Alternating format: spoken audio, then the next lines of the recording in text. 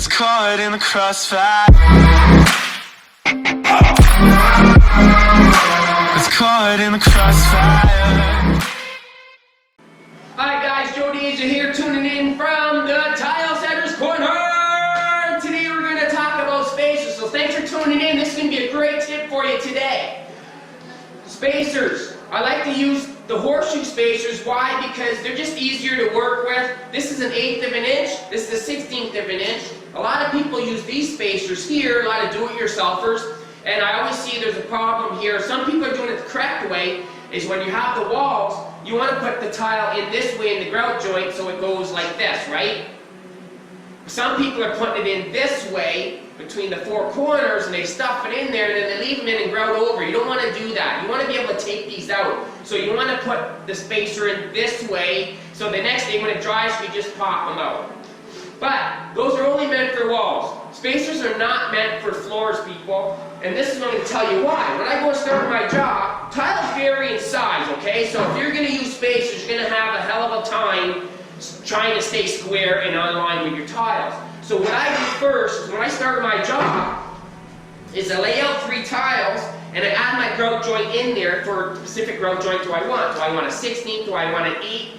And a 1/16, it all depends because like I said, tiles will vary in size. So if I go tighter I go, the harder it is to kind of stay on line because if I get bigger tiles, I can have some touching and some going up to an 1/8 of an inch. So we don't, I mean, you really want to stay around the 1/8 of an inch.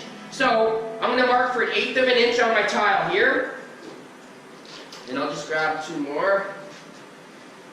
Like I said, this is what I do before I start my job, is I want to get my measurement for 2 tiles because this is what I'm going to work with is 2 tiles at a time. As I'm going down my row, I want to work with 2 tiles instead of 1 row, okay? Or 1 tile.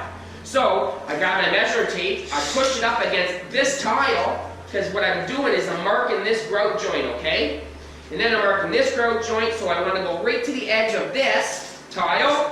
And what do I have? I have 26.5 inches right on, okay? So, now that I'm done with that, I can put these tiles away, chop these spacers because I don't need them no more. They're only meant for walls.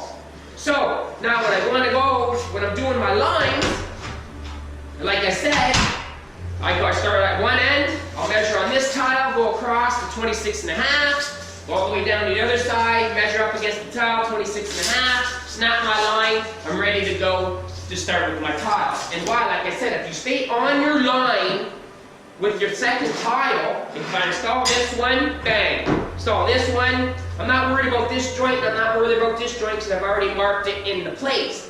I want to make sure this tile is right on my line. This here I can work with against the other tile here, okay? So this will determine on the grout joint. It's going to be an 8, but sometimes they go in or they open up or come a little smaller. And why? It's because it can be bigger tile or your floors can slope. So you don't want to use spacers on the floors, and that's the main reason why. Just make sure you stay on your line, you will be fine. I hope that helped for your tip of the day. I'm Joe Deja, your certified tile setter today, and thanks for tuning in. Until next time, see you later. It's caught in the crossfire. It's caught in the crossfire.